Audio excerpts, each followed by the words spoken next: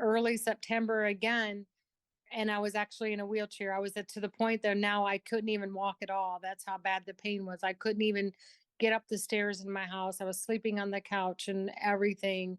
So And Dr. Raymond, within a month span of when you first started having these hips, yep, this hip, pain. pain, it just was continuing to debilitate and debilitate. And within a month's time, you were wheelchair bound practically, where Yep. you couldn't even go up and down the stairs.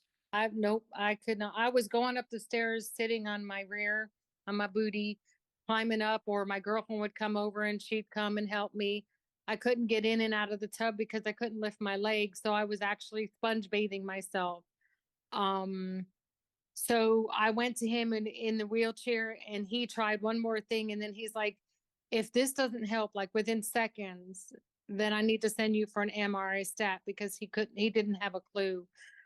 So that night, that day, I went for Did at any point during this conversation with the doctor, did the word come up?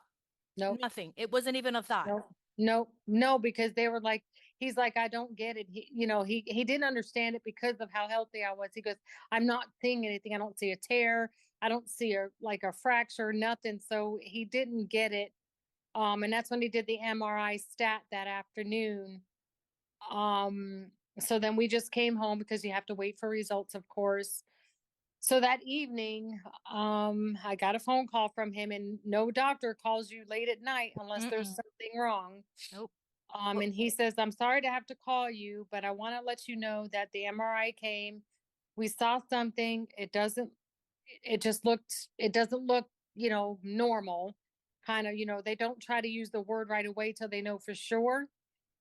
He goes, but I set you up with Mayo Clinic at 8 a.m. on Monday. And normally you can't get into the Mayo Clinic at all because there's just no way. But because he was who he was and what he saw, he was able to get me in right away. Thank God.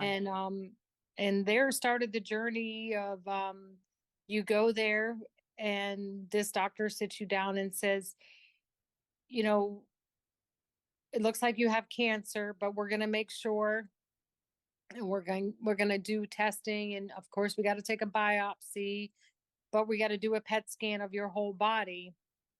So we're like, okay. So we didn't know what to think.